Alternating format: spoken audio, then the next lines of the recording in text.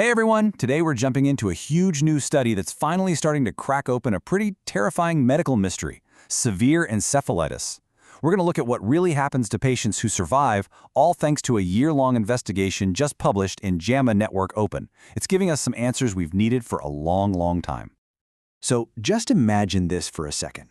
Someone you care about is in the ICU, fighting a severe inflammation in their brain. The immediate crisis is, of course, completely overwhelming. But the question that really hangs in the air, the one that haunts doctors and families, is what happens next? I mean, what does that road to recovery actually look like? For way too long, we just didn't have a clear answer. Okay, so let's make sure we're all on the same page. Encephalitis is a really dangerous swelling of the brain tissue itself.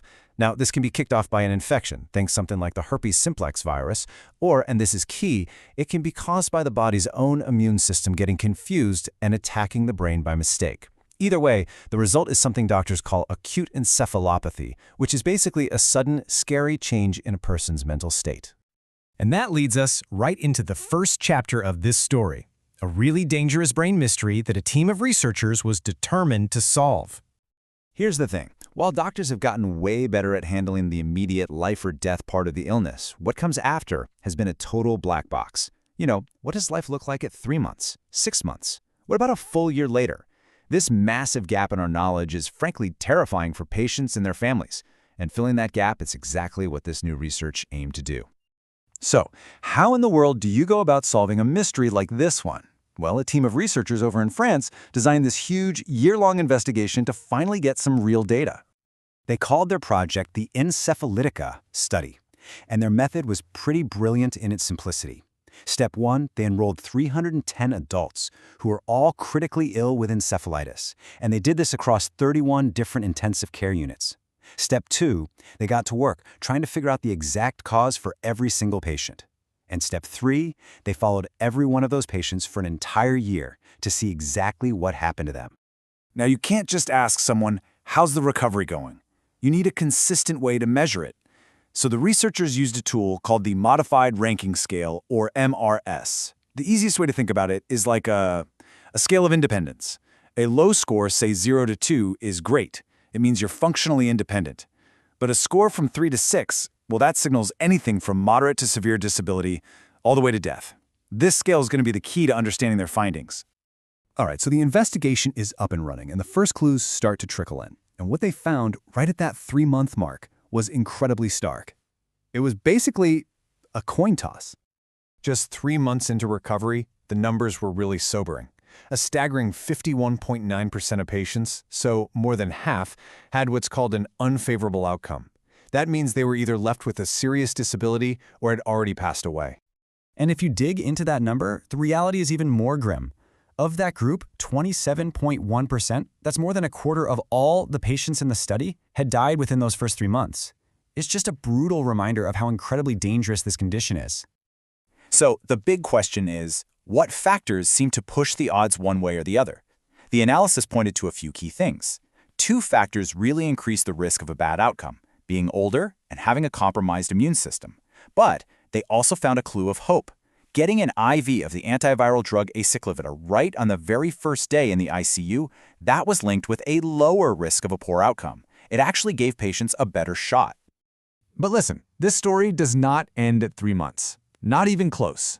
The real breakthrough, the most fascinating part of this whole study, came from looking at the full year. Because it turns out, not all recovery paths are created equal. First, let's just quickly look at what was actually causing the encephalitis in these patients. The biggest slice of the pie was infectious causes, at almost 40%. The next biggest was, well, we don't know. Cases of unknown origin made up nearly 35%. And then there's this smaller but super important group, autoimmune encephalitis, at around 14%.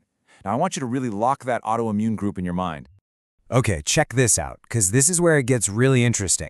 For most of the patients, the ones with infectious causes or those unknown cases, their level of disability at 3 months was pretty much the same level they were at 1 year. It looked like their recovery had kind of hit a plateau. But there was one group that completely broke that pattern. And here it is. This might be the single most important discovery of the entire study. Those patients with autoimmune encephalitis, they were different. Unlike everyone else, they showed significant improvement in their functional independence between that 3-month mark and the 1-year mark. They just kept getting better. This points to a totally different long-term recovery path for them. So what does all this mean for the doctors and nurses on the front lines, and for how we treat these patients in the future? This is where this whole investigation gives us some brand new, critical clues to work with. Now, before we get to the takeaways, it's really important to know that these findings are solid. I mean, this was a strong study. It was large, it was diverse. They used a very robust prospective design, which means they collected data in real time going forward. Plus, every single case was reviewed by a panel of expert neurologists, and that 1-year follow-up is just so rare and incredibly valuable. But of course, no study is absolutely perfect. The researchers were really upfront about the limitations. For instance, diagnostic testing wasn't all done at one central lab, so there could be some variation there. And while 310 patients is a great number overall, when you break it down into the less common types of encephalitis, those groups get pretty small. And hey, let's not forget that huge chunk of unknown cases, almost 35%, which just tells us there's still so much more to learn. But the conclusion is just so powerful and clear. A quote from the study itself really sums it all up perfectly. For the very first time, we have clear evidence that long-term recovery is massively different depending on the cause. That unique, hopeful road for autoimmune patients suggests that they could really benefit from targeted long-term support long after they've left the hospital. And that one clue, that could change everything for future survivors. And it leaves us with the next huge question. What kind of targeted support is going to make the biggest difference?